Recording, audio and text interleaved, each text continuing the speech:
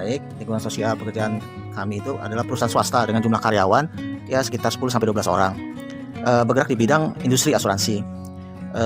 Ini penting karena di industri asuransi itu banyak aturan ya yang diatur oleh OJK atau regulator. Kemudian tata kelola perusahaan kurang bagus karena sangat bergantung dengan kehendak pemilik dibandingkan dengan aturan atau undang-undang yang ada. Jadi dalam menjalankan perusahaan potensi untuk melanggar aturan regulasi UU yang sudah ada yang diatur oleh OJK itu sangat besar.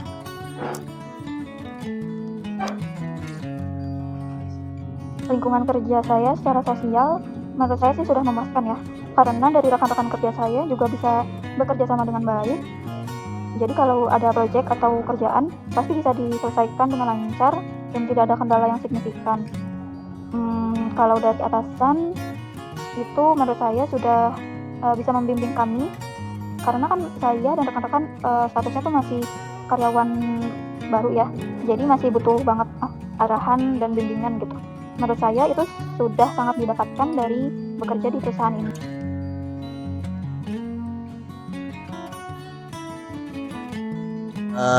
Saya pribadi tidak nyaman. Saya sangat merasa nyaman dengan lingkungan pekerjaan kantor saya, karena di samping rasa kekeluargaan yang terbangun, HR di kantor juga menjalankan berbagai acara, event, cara-cara yang membangkitkan gairah dan semangat bekerja sehingga tidak jenuh monoton dengan proses bisnis yang ada.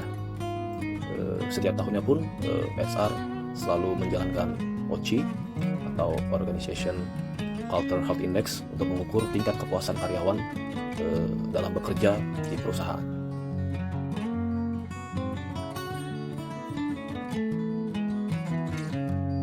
Selama hampir 8 tahun saya bekerja di Adira Dinamika Multifinance, saya bersyukur belum pernah merasakan toksik di lingkungan pekerjaan saya. Kalau dari segi pemahaman saya dan pandangan saya tentang toksik sih, lingkungan kerja saya sih nggak toksik. Lingkungan kerja saya secara sosial itu sudah sewajarnya dan tidak ada hal-hal yang membuat timbulnya ketidaknyamanan di antara para karyawan.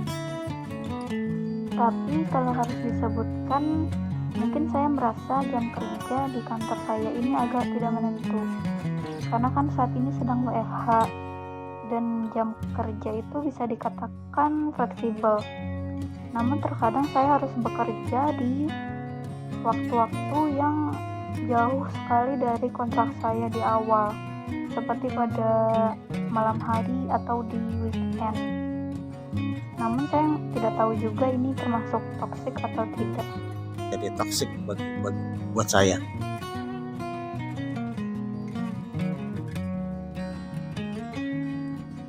Kalau menurut saya sih tergantung orangnya masing-masing. Kalau misalkan mereka masih kuat. Untuk mengatasi lingkungan kerja yang toksik, menurut saya utamanya itu perbaiki komunikasi ya. Karena saya rasa kebanyakan masalah yang timbul itu dari kesalahpahaman atau kurangnya komunikasi. Solusinya baik yang untuk merasa toksik maupun tidak, jadi yang tidak menyarankan yang untuk bagaimana solusinya. Ya pertama, kalau yang merasa toksik, yang tidak nyaman, ya cari tempat kerja yang lebih nyaman, yang lebih baik. Itu pertama. Kedua, karena mencari pekerjaan itu tidak mudah, ya sementara ya bertahan.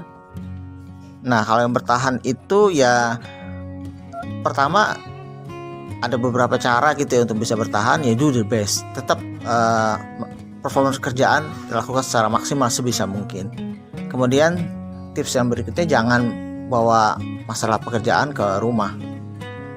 Nomor 3, ya banyak-banyak doa, bersabar, ikhlas dengan masalah yang dihadapi, karena itu hanya sebentar saja. Saran saya untuk rekan-rekan yang sedang mengalami toksik di lingkungan pekerjaan, pada dasarnya kita tidak pernah bisa memilih bagaimana kondisi dan situasi lingkungan tempat kita bekerja, sehingga kita hanya bisa memulai perubahan tersebut dari dalam diri kita sendiri, mulai memberikan energi-energi positif di tempat teman-teman bekerja, mulai membangun rasa kekeluargaan dalam keseharian, rasa saling percaya, rasa saling memiliki, sehingga lambat laun toksik di lingkungan pekerjaan mulai berkurang dengan suasana kerja yang dibangun dengan kekeluargaan.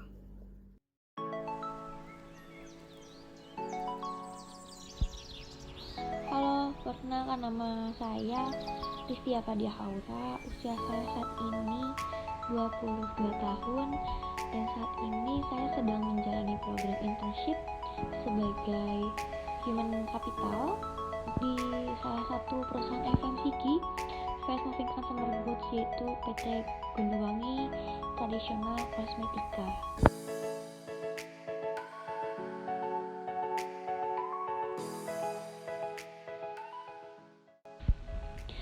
Menurut saya lingkungan kerja yang toksik itu sebenarnya lingkungan kerja emang nggak bisa mendukung satu sama lain. Maksudnya mendukung tuh dalam artian nggak bisa seperti membackup satu sama lain ataupun justru malah saling menjatuhkan satu sama lain ya, terutama dalam satu departemen sih.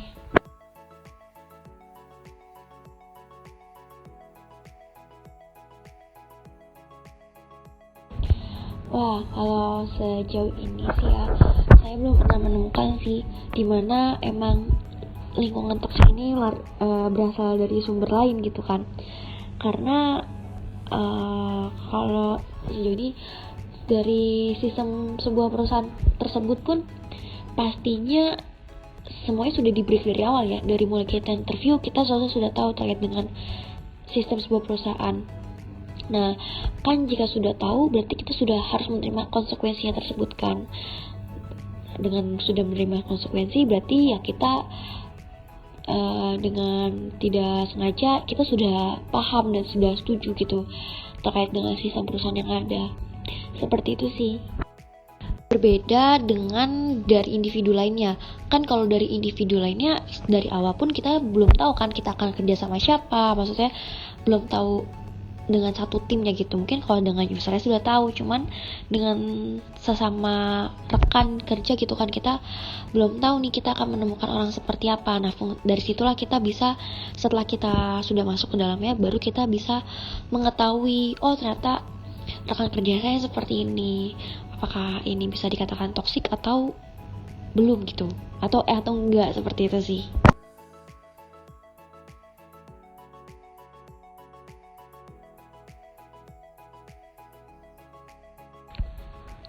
Dampaknya pastinya yang pertama kinerja kita sih dan performa kita.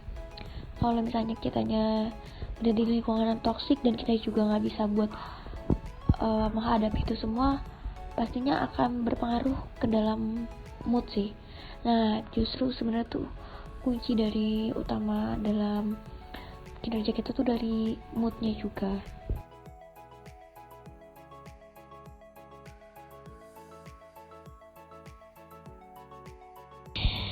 Ya, sejauh ini sih belum pernah menemukan lingkungan yang toksik ya, maksudnya lingkungan kerja yang toksik. Tapi kalau misalnya ketika saya akan dihadapkan oleh lingkungan kerja yang toksik, mungkin itu akan balik lagi ke diri saya. Bagaimana diri saya akan menyikapi lingkungan kerja yang toksik gitu kan. Kalau misalnya emang ternyata dari lingkungannya yang nggak oke gitu, berarti disinilah tujuan, maksudnya kayak gimana diri saya tuh bisa ngeset diri kita sendiri buat ya udah fokus pada tujuan aja. Ini ya hanya sekedar urusan pekerjaan gitu. Kalau misalnya emang untuk dibawa ke pertemanan itu kayaknya udah cukup gitu kan. Sudah berarti udah terlihat kan, oh ternyata kerjanya aja begini, gimana nantinya jadi teman seperti itu, atau mungkin udah jadi kerabat yang emang bisa dikatakan dekat. Seperti itu sih. Tinggal gimana kitanya aja bisa ngefokusin diri kita, tujuan awal kita bagaimana, apa aja yang harus kita capai gitu sih.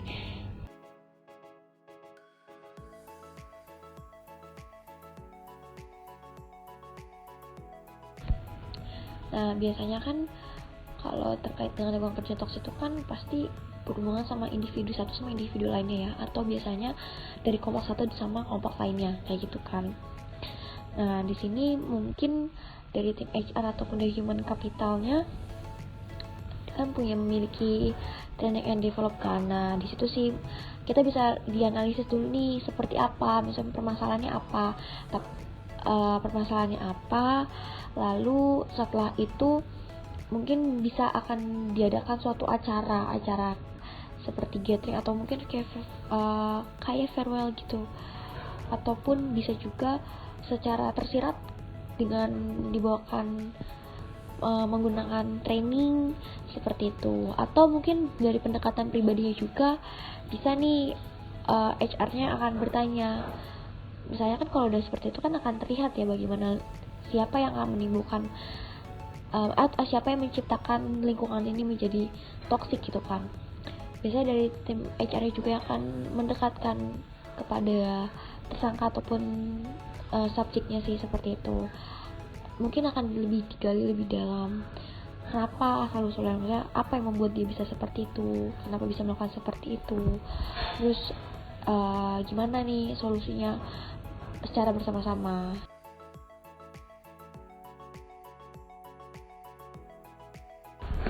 Untuk pernyataan yang pertama, sebenarnya hal itu tuh yang harus kita benarkan. Kenapa? Maksudnya harus kita perbaiki. Kenapa? Karena namanya jam kerja itu kan ya hanya 9 jam gitu misalnya, ya udah tok 9 jam gitu. Ketika emang diperlukan untuk lebih, nah itu sebenarnya balik lagi ke pribadinya ya, maksudnya dia akan menerima atau enggak gitu kan. Kadang emang ada yang ingin, oh udahlah gue lagi ngejar target gitu, gue mau ini tuh selesai semuanya, ya udah dia akan kerja di luar jam kerjanya dia. Namun kalau misalnya ternyata emang dari atasannya yang menghubungi, misalnya meminta untuk diselesaikan atau meminta meeting dadakan gitu di luar jam kerja, terutama software FA ini kan, dimana ya jam kerja semakin gak kekontrol gitu kan. Nah itu tuh pentingnya terkait dengan penegasan sih menurut saya. Mau bagaimanapun juga ya kita nggak bisa akan memorsir diri kita terus menerus dalam seharian ataupun lebih dari yang semestinya untuk bekerja gitu kan. Karena ya memang kita di rumah tapi diri kita ya tetap butuh istirahat. Toh kita kerja kan nggak cuma nggak nyantai-nyantai tiduran, pastinya kan kita akan ada suatu to-do list yang harus diselesaikan gitu, to-do list harian.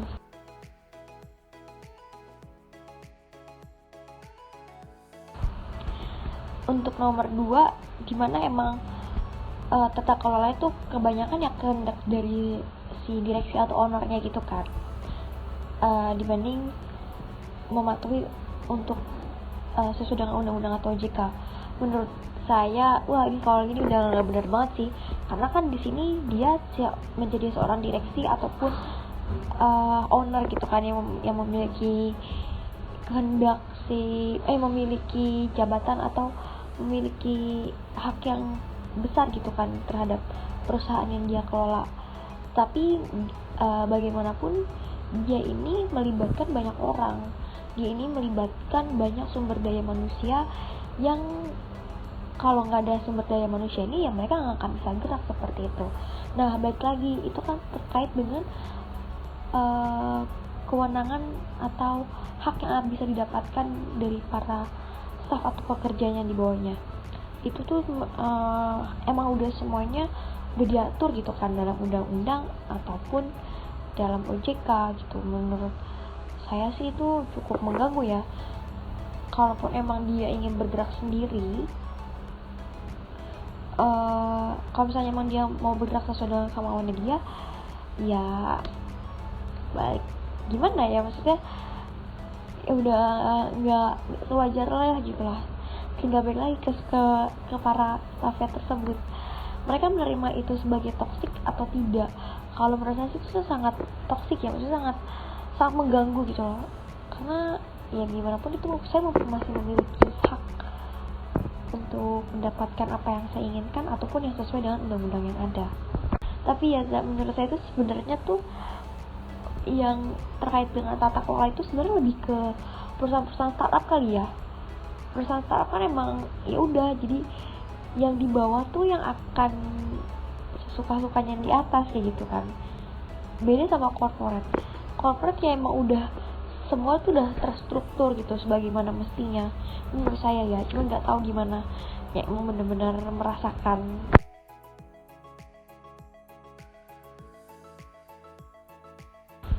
Untuk yang nomor 3, merasa tidak nyaman karena perusahaan tersebut berpotensi melanggar undang-undang.